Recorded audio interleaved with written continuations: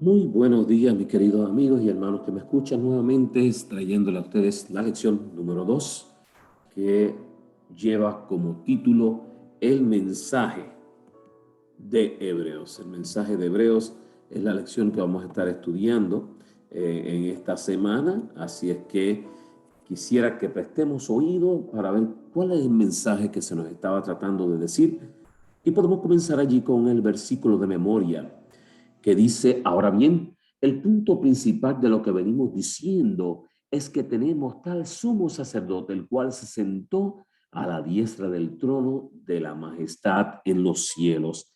Y nos lo dice allí en Hebreos 8, versículo 1. Un documento judío escrito unas décadas después de Hebreos, alrededor del año 100 después de Cristo, contiene una oración. Miren cómo dice: todo esto he hablado delante de ti, oh Señor, porque dijiste que fue por nosotros que creaste este mundo. Y ahora, oh Señor, he aquí estas naciones que son consideradas como nada, nos dominan y nos devoran. Pero nosotros, tu pueblo, a quien has llamado tu primogénito, unigénito, celoso de ti y muy amado, hemos sido entregados en sus manos. Los lectores de Hebreos probablemente sintieron algo similar. Si eran hijos de Dios, ¿por qué estaban pasando por tanto sufrimiento? Era lo que se estaban preguntando estos hebreos en ese momento. Y por ende Pablo escribió Hebreos para fortalecer la fe de los creyentes en medio de sus pruebas. Les recordó a ellos y a nosotros que las promesas de Dios se cumplirán a través de Jesús, quien está sentado a la diestra del Padre y que pronto nos llevará a casa.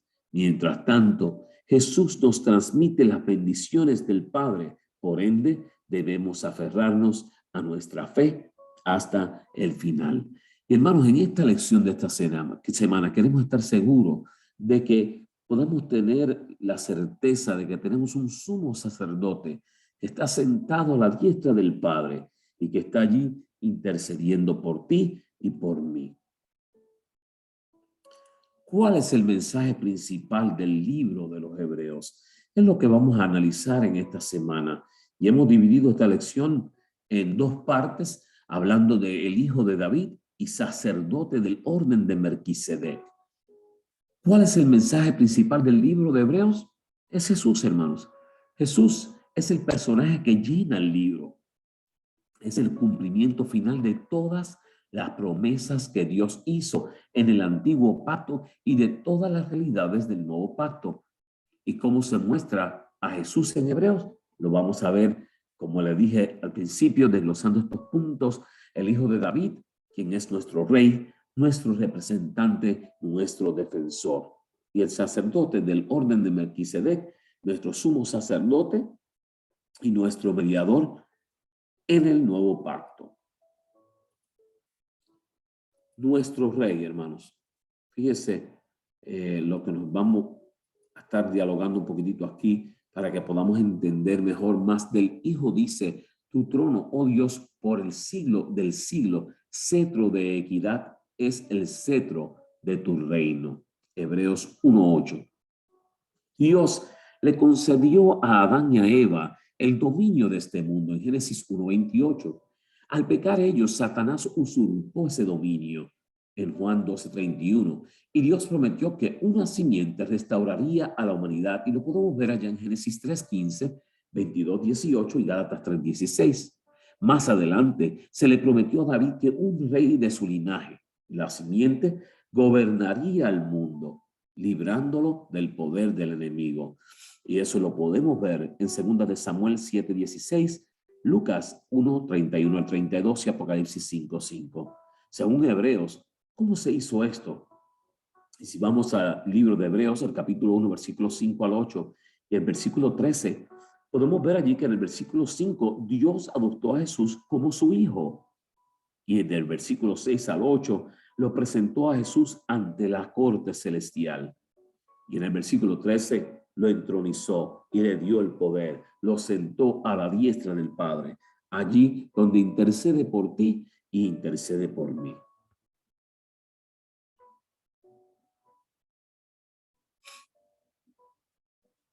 Hermanos, nuestro representante, pero Cristo fue fiel como hijo sobre su casa, la cual casa somos nosotros en Hebreos 3:6. Un Dios que es fiel, un Cristo que fue fiel para con nosotros. Dios adoptó a Israel como su hijo y le prometió que habitaría con él y que le daría descanso de sus enemigos. Y lo dijo allá en Éxodo 4:22, Éxodo 29:5, Deuteronomio 25:19. Y a cambio, todo Israel debería ser fiel. En Deuteronomio 31:12 nos habla de ello. Con el tiempo, estas promesas se traspasaron a la descendencia de David. Segunda de Samuel 7:12 al 13. Y después de todo, era más fácil que una persona fuese fiel y no que todo el pueblo fuese fiel. El rey así representaba al pueblo, o sea, David en aquel entorno. Sin embargo, ninguno de los descendientes de David fue completamente fiel. Algunos fueron realmente perversos, lo que hicieron que descarriaron al pueblo. Pero Jesús sí fue perfectamente fiel en Hebreos 3:6. Por eso Jesús es nuestro representante. Y gloria a Dios que tenemos tal sumo representante que puede estar seguro, nosotros podemos estar seguros de que es fiel.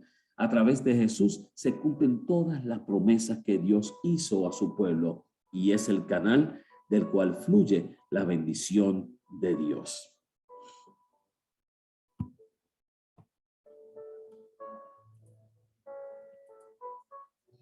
Nuestro defensor. Vamos a ver cómo es que este mismo Cristo es nuestro defensor. Dice, porque ciertamente no socorrió a los ángeles, sino que socorrió a la descendencia de Abraham. Allí en Hebreos 2:16.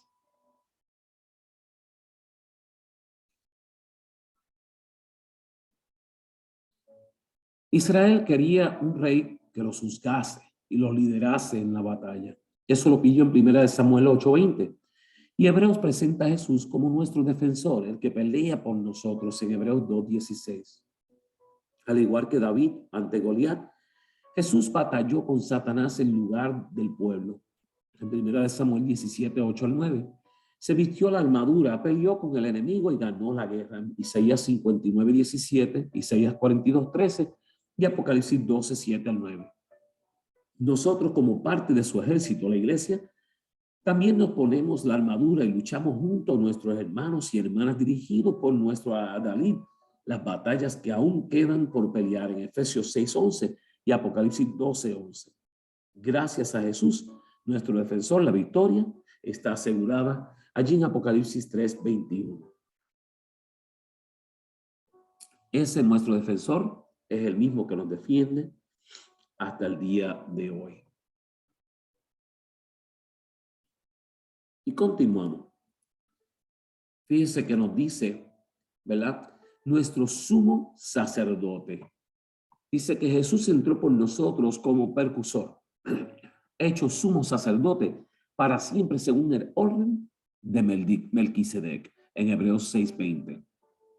¿Qué funciones realizaban los sacerdotes en Israel? Bueno, allí vamos a ver un momentito qué funciones eran las que hacían en aquel momento y cómo se contrarrestan aquellas funciones, porque fíjense, dice que las funciones que realizaban eran mediar entre Dios y los hombres. Ellos eran los que estaban allí como sacerdotes, hablando a través de lo que hacían allí, ofreciendo sacrificios para ser perdonados y purificados. Y todo esto lo podemos ver en Número 18, 22-23 y Levíticos 1, 5, 14, 31. También enseñaban la ley de Dios en Levítico 10, 11 y bendecir el nombre de Dios en Número 6, 23-27. Todas estas funciones fueron asumidas por Jesús cuando Dios le nombró bajo juramento sacerdote según el orden de Melquisedec en Hebreos 7:21.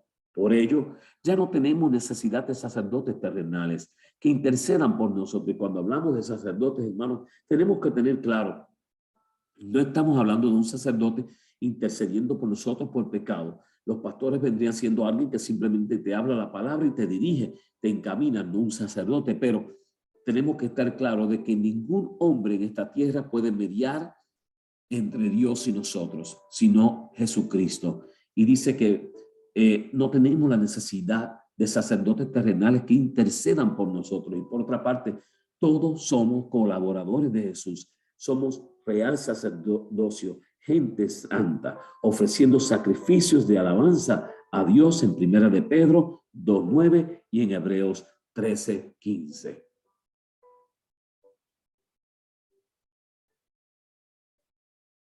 Y nuestro mediador del nuevo pacto.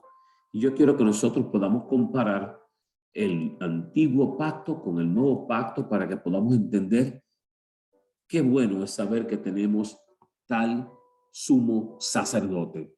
Al decir nuevo pacto, ha dado por viejo al primero, y lo que se da por viejo se envejece, está próximo a desaparecer. En Hebreos 8:13 así lo dice. Según Hebreos, ¿en qué aspectos el nuevo pacto es mejor que el antiguo? Bueno, el antiguo pacto, el santuario era terrenal, estaba aquí en tierra, era sombra de lo que debía suceder en el santuario celestial, que es la realidad. Allá en Hebreos 8:5 nos habla del terrenal y en el 8:2 del celestial. Inaugurado con la sangre de animales. Recuérdense que aquí la sangre de animales en la tierra era lo que se sacrificaba por los pecados. Sin embargo, inaugurado con la sangre de Cristo, una vez Cristo muere en la cruz del Calvario, intercede por nuestros pecados. Sacrificios que no perfeccionan. En Hebreos 10:1, estos sacrificios no necesariamente indicaban una mejora en tu vida. Sin embargo, el sacrificio que perfecciona, como este de Jesús, sí perfecciona nuestra forma de ser. Los muchos sacrificios por los muchos pecados y un solo sacrificio por el pecado que cometemos es el que hizo Jesucristo en la cruz del Calvario. Sacerdotes en aquel entonces morían, pero los sacerdotes como el que está en ese momento, que era Cristo, es inmortal. Y por ende, sacerdotes imperfectos, sin embargo, un sacerdote perfecto, ¿verdad que sí? Y allí es donde podemos ver la diferencia entre el antiguo pacto y el nuevo pacto. Elena G. de White nos dice en Testimonios para la Iglesia, tomo 3, página 106, Jesús consintió en revestirse de la naturaleza humana para que supiera compadecerse de los mortales pecaminosos y errantes e interceder ante su Padre en favor de ellos. Se ofreció para ser el abogado del hombre y se humilló para familiarizarse con las tentaciones que asediaban al hombre, a fin de que pudiesen socorrer a los que son tentados y fuera un tierno y fiel sumo sacerdote. Ese fue el sumo sacerdote que nosotros le servimos, quien es Cristo Jesús. Y a pesar de todas las verdades buenas y llenas de la esperanza del libro de Hebreos, también hay una serie de advertencias que alcanzan su punto culminante en los capítulos 10 al 12. Estos capítulos tienen al menos dos elementos en común. En primer lugar, todos comparan la generación del desierto con los lectores de Hebreos. Y en segundo lugar, nos exhortan a tener fe. Recuerden que empezamos hablando de que tenemos que tener fe. La generación del desierto fue la que vio el asombroso poder de Dios manifestado en señales y milagros en su liberación de Egipto. También escuchó a Dios pronunciar los 10 mandamientos desde el monte Sinaí. Vieron la columna de fuego de noche y la nube protectora durante el día. Comieron maná, pan del cielo. También bebieron agua que brotaba de las rocas donde quiera que acampaban. Pero cuando llegaron a la frontera de la tierra prometida, no pudieron confiar en Dios. ¿Adivinen qué les faltó? Dice que les faltó la fe, que es la esencia de lo que Dios requiere. En Hebreos 11:6 nos dice que sin fe es imposible agradar a Dios. ¿Estás agradando a Dios? Tú, mi amigo y hermano que me escucha, ¿tienes todavía esa fe? Pablo dice que nosotros, al igual que la generación del desierto, también estamos en la frontera de la tierra prometida. En Hebreos 10:37-39. No obstante, nuestros privilegios y responsabilidades son mayores. No escuchamos a Dios hablar desde el monte Sinaí, pero hemos visto a través de las Escrituras una mayor revelación de Dios en el monte Sión. Dios hecho carne, Jesucristo, en Hebreos 12:18-24. La pregunta es, ¿tendremos fe? ¿Tendrás fe tú, mi amigo y hermano que me escuchas? El autor nos anima a seguir el ejemplo de una gran lista de personajes que culmina con Jesús mismo, quien tuvo fe. Así que la pregunta, mi hermano y amigo que me escuchas, es que si tú también tienes esa fe, te insto para que en este momento tú puedas también inclinar tu rostro ahí donde te encuentras y puedas elevar esta oración a Dios si todavía falta fe en tu vida. Amante Padre que habitas en las alturas de los cielos, te damos las gracias por la oportunidad que tú nos das de poder escudriñar tu palabra, de poder saber que tú eres un gran sumo sacerdote que intercede por nosotros y por nuestros pecados, que muriste en la cruz del Calvario para una vez y para siempre erradicar el pecado de nuestras vidas. Pedimos que puedas ayudarnos a poder entender y sobre todo a tener fe y estar seguros de que tú estás allí para guiarnos hasta que tú vengas en la Canaán celestial. Te lo pedimos en el nombre de Jesús. Amén. Mi amigo y hermano que me escuchas, si esta lección te ha servido de bien, te pido que puedas compartirla. La vas a encontrar aquí en YouTube. Únete, suscríbete al canal y además de suscribirte, compártela, escúchala. Y sobre todo, recuerda que también ahora puedes escucharla a través del podcast en los teléfonos iPhone y también a través de Spotify, si es que usas también esa otra aplicación. Dios te bendiga, Dios te guarde.